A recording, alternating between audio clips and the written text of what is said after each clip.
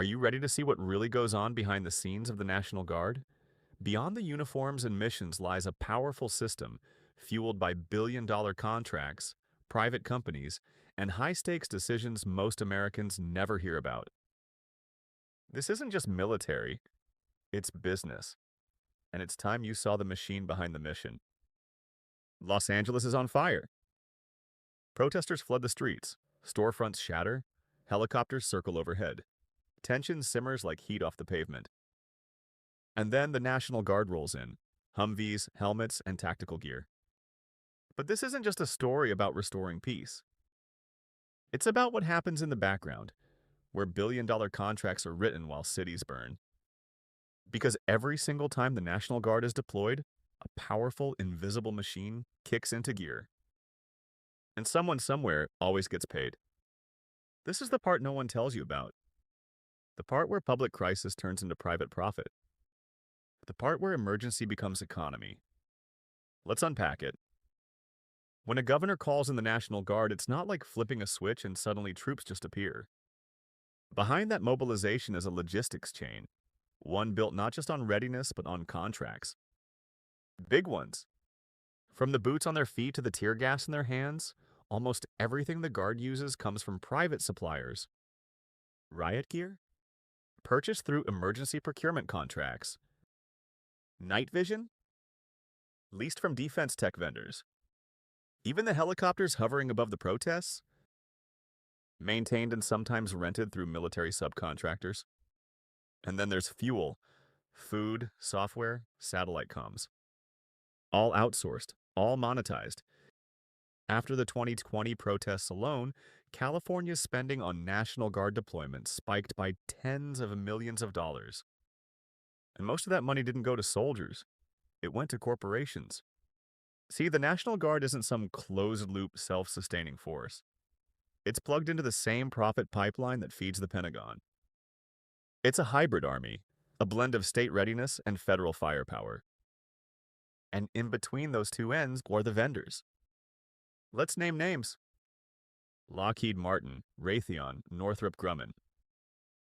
They don't just build missiles, they supply the radios, the data systems, the drones used for crowd surveillance. 3M, the same company that makes sticky notes, supplies tear gas canisters. Safariland, a body armor giant, has seen contract value rise during domestic deployments. Oshkosh Defense, a vehicle manufacturer, supplies tactical transport that shows up at both war zones and protests. And here's the twist. The more unrest there is, the more gear gets ordered. The more emergencies declared, the more vendors step in. The worse things get, the more someone profits. This isn't a conspiracy. It's supply and demand. It's legal. It's documented. It's how the U.S. response system was built. But here's the part that should matter to you. You could be one of those vendors. Let that sink in.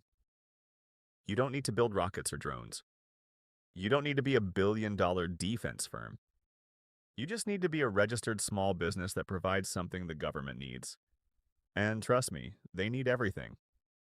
We're talking about real contracts going to janitorial companies, meal prep services, mental health counselors, marketing agencies, cybersecurity consultants, event planners, electricians, graphic designers, even life coaches and motivational speakers.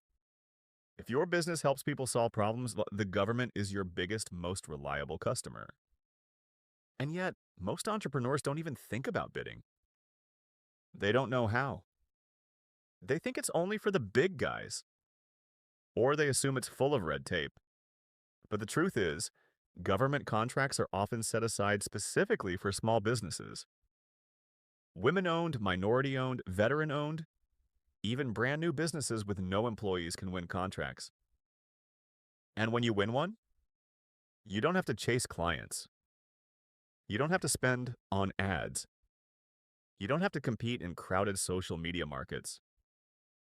You just deliver what you promised on time, and the government pays you. So while people are out here hustling for a few $100 from their next coaching call or trying to sell a $47 digital course, There are contractors quietly collecting 20K, 100K, even 500K from a single contract. It's not sexy. It's not viral. It's not trending. But it's stable, scalable, and real. And the best part? The government has to spend the money anyway, by law. If they don't spend it with you, they'll spend it with someone else. So here's the million-dollar question. Why not you?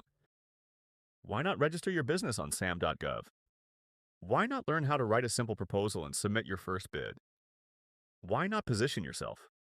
Not as an influencer, but as a vendor to the richest client on earth. This is the real hidden economy. This is how normal people, small business owners, freelancers, local companies, tap into the 600 billion government contracting machine. And yes, it takes effort. But once you're in the system, you never have to beg for attention again. So next time you see the National Guard rolling through your city, remember, someone's providing the food, someone's supplying the equipment, someone's selling the tech, and someone's getting paid. That someone could be you. If you're ready to explore the space and don't know where to start, visit landing.govbidder.co. We'll show you how to register, bid, and start building your pipeline, one contract at a time. Because the only thing standing between you and your first government deal is knowledge. And now you have it.